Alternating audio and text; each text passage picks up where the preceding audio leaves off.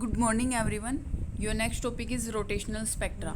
आपने last lecture में जो रोटेशनल एनर्जी है उनके बारे में स्टडी किया था। अब हमें उसके स्पेक्ट्रा के बारे में स्टडी करना है। ये बोलो जो मेरे पास रोटेशनल स्पेक्ट्रा होगा वो क्या होगी, ट्रांजिशन होगी। एमिशन एक टाइप से एमिशन हो गया, emission of radiation due to transition of molecule. क्योंकि हम मॉलिक्यूल स्पेक्ट्रा के बारे में पढ़ रहे हैं तो मेरे पास जो ट्रांजिशन होगी वो भी क्या होगा, जो एमिशन हो रही है वो किसकी वजह से होगा, मॉलिक्यूल की वजह से। Between the rotational energy level, जो हमने एनर्जी फाइंड आउट की थी और मेरे पास जो ये एनर्जी लेवल आई थी इन्हीं के बीच में होगा आपके पास, ठीक है। और जो रोटेशनल स्पेक्ट्रा वो मेरे पास क्या होगा, मॉलिक्यूल में होगा जिसके पास permanent dipole moment, electric dipole moment होगा। जैसे आपके पास non polar molecule H2O, O2, symmetric CO2, ये मेरे पास है। जो इनमें मेरे पास क्या होगा, अगर इनके पास इलेक्ट्रिक डाइपोल मोमेंट नहीं है तो मेरे पास रोटेशनल स्पेक्ट्रा को भी शो नहीं करेंगे, ठीक है। अगर हम इसके सिलेक्शन रूल के बारे में बात करें तो रोटेशनल जो स्पेक्ट्रा है उसका सिलेक्शन रूल क्या होगा, डेल जी इजिकल टू +-1। हमने यहाँ पे भी J इजिकल टू 0, 1, 2, 3 इसी फॉर्म में लेवल शो कर रखे हैं। तो मेरे पास डेल J की वैल्यू क्या होनी चाहिए, +-1 होनी चाहिए आपके पास। तो इसका मतलब ट्रांजिशन क्या होगी, इनिशियल स्टेट J है तो फाइनल क्या होगी J-1। तो मेरे पास क्या होगा, 1 का डिफरेंस आएगा ना, तो मेरे पास ये क्या होगा, ट्रांजिशन होगी। तो मेरे पास एनर्जी अगर फाइंड आउट करें ट्रांजिशन के बीच की, एच म्यू इजिकल टू, क्योंकि कोई भी एमिशन होता है, हमने बोर के मॉडल में भी पढ़ा था, जब एमिशन होगा तो मेरे पास एनर्जी किसके इक्वल होगी, दोनों लेवल के डिफरेंस के इजिकल टू एच म्यू के। तो H mu is equal to EJ-1। तो मेरे पास क्या होगा, एक बार तो उस जो एनर्जी की वैल्यू आई है इसमें J की जगह J पुट कर दो और फिर मेरे पास दूसरा लेवल कौन सा, J-1। तो J को किससे रिप्लेस कर दोगे, J-1 से। तो इसको सोल्व करेंगे, h²/2 μ² तो कॉमन आ जाएगा, J भी कॉमन है तो अंदर क्या बचा, J+1 -J+1, क्योंकि माइनस अंदर मल्टीप्लाई हो जाएगा तो मेरे पास क्या आ जाएगी, ये वैल्यू μr² मेरे पास क्या हो, मोमेंट ऑफ इनर्शिया, क्योंकि मोमेंट ऑफ इनर्शिया क्या होता है, mr² ना। तो म्यू क्या है यहाँ पे, रिड्यूस मास ही है, तो मेरे पास क्या आ जाएगा, μr² को I पुट कर दोगे आप। h² सबको पता है, h किसके इक्वल होगा, h/2 के। तो इसको ओपन करोगे तो मेरे पास इस फॉर्म में, तो मेरे पास μ0 ये क्या आ जाएगी, फ्रीक्वेंसी आ जाएगी आपके पास। जो मैं लेवल जो मेरे पास एमिशन होगा लाइट की उसकी क्या करेगा, फ्रीक्वेंसी को शो करेगा। ये से मेरे पास शो कर रखा है J इजिकल टू 0 और J इजिकल टू 1 में, ये मेरे पास फ्रीक्वेंसी है।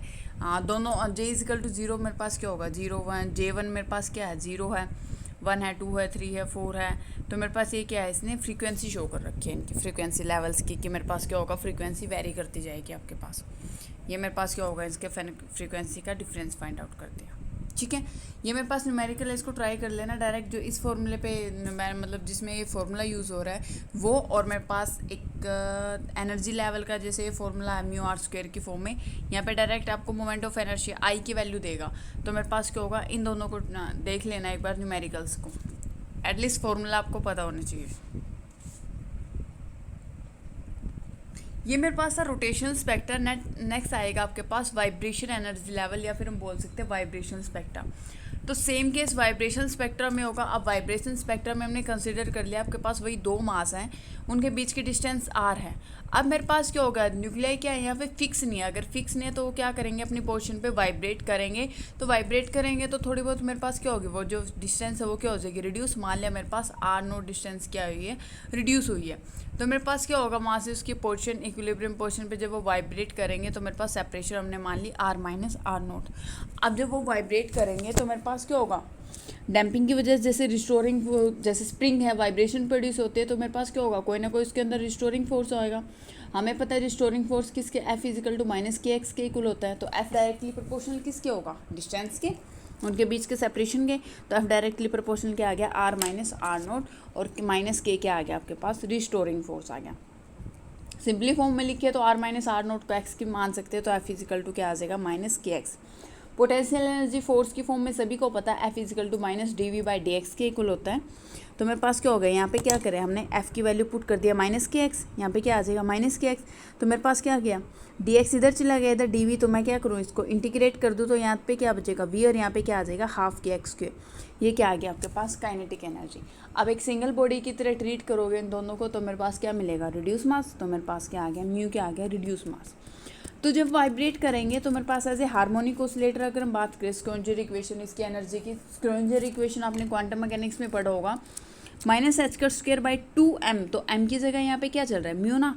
तो मेरे पास म्यू आ जाएगा D square by D x square plus यहाँ पे वी लिखो, डायरेक्ट वी लिख दो या फिर हाफ के एक्स स्क्वायर वी की वैल्यू पुट कर दो इजिकल टू ई साइन। और हमें एनर्जी लेवल पता हार्मोनिक ऑसिलेटर में किसके को लाए थे, E equal to n plus half h cut omega, sorry h omega. तो मेरे पास क्या है, एच म्यू नोट है, यहाँ पे एच कट ओमेगा की फॉर्म में आते हैं लेकिन यहाँ पे म्यू नोट की लीनियर की फॉर्म में शो कर रखा है। तो मेरे पास क्या आ जाएगा एच म्यू, क्योंकि ओमेगा की वैल्यू क्या हो गया 2 पाई म्यू के इक्वल होगा ना, और एच कट क्या होगा एच बाई 2 पाई। तो मेरे पास क्या आ जाएगा, ये आती है n plus half h cut omega, यही पड़ी है। एच की वैल्यू पुट कर दे एच बाई 2 पाई, और ओमेगा किसके इक्वल होता है 2 पाई म्यू के, 2 पाई से 2 पाई कैंसिल, तो इस वजह से एच म्यू नोट लिख रखा है यहाँ पे, ठीक है।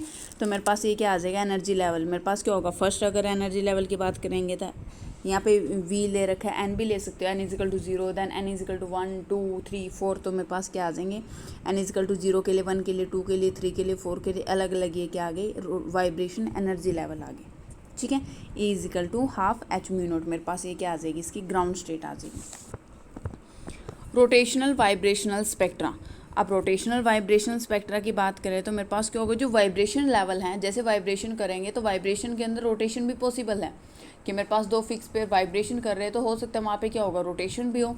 तो मेरे पास म्यू या फिर एन ले लो, म्यू इजकल टू 0 और 1 पे मेरे पास क्या वाइब्रेशन लेवल है, हर वाइब्रेशन लेवल के अंदर क्या मिलेंगे रोटेशन लेवल। तो मेरे पास क्या होगा जे इजकल टू 1 2 3 4 5 6, ये मेरे पास क्या होगा रोटेशन लेवल, ये मेरे पास म्यू इजकल टू 1 के रोटेशन लेवल हो गए, ठीक है। अब एनर्जी क्या होगी, जब वाइब्रेशन रोटेशन स्पेक्ट्रा होगा तो एनर्जी किसके इक्वल होगी, वाइब्रेशन की एनर्जी प्लस रोटेशन की एनर्जी, दोनों को हमने एडअप करके लिख दिया।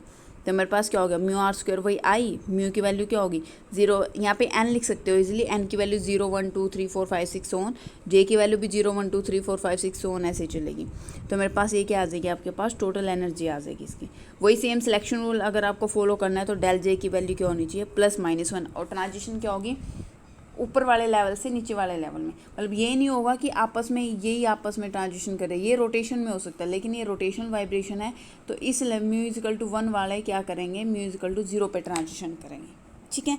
अगर हमें दो लेवल के बीच की एनर्जी निकालनी तो जे की वैल्यू क्या होगी, म्यू की वैल्यू क्या होगी म्यू -1, तो मेरे पास क्या हो गया पहले म्यू जे माइनस ई म्यू -1 जे -1, तो ये मेरे पास क्या हो गया म्यू वैल्यू थी, अब हमने म्यू को क्या कर दिया म्यू -1 से, या फिर यहाँ पे एन ले सकते हो, एन को n-1 से रिप्लेस कर दिया। इसको सोल्व करोगे तो मेरे पास ये क्या आ जाएगी, ये एनर्जी आ जाएगी लेवल्स के, जो एमिशन होगा जो ट्रांजिशन होगी दो लेवल के बीच की, उनकी मेरे पास क्या आ जाएगी एनर्जी आ जाएगी आपके पास। तो क्लासिकली अगर देखें तो मेरे पास फ्रीक्वेंसी हार्मोनिक ऑसिलेटर में मेरे पास क्या होगा 1/2m k/m होता है यहाँ पे, तो वही है m की जगह हम क्या लेके चल रहे हैं म्यू को कंसिडर करके चल रहे हैं। तो मेरे पास ये क्या आ जाएगी इसकी एक टाइप से एनर्जी को डिफाइन करते हैं। ये क्या था आपके पास वाइब्रेशनल रोटेशनल स्पेक्ट्रा, ठीक है। नेक्स्ट आपके पास वाइब्रेशनल स्पेक्ट्रा आएगा, उसके बाद इलेक्ट्रॉनिक एनर्जी लेवल, और ये मेरे पास क्या होगा इनकी स्टडी करेंगे, ठीक है। तो मेरे पास वाइब्रेशनल रोटेशन स्पेक्ट्रा में क्या होगा आपके पास जो वाइब्रेशनल लेवल है उसी के अंदर आपको क्या मिलेंगे रोटेशनल लेवल होंगे, और सिलेक्शन रूल आप फॉलो करोगे del J equal to +-1। Rotational level के अंदर भी selection rule del J equal to +-1 ही था, ठीक है।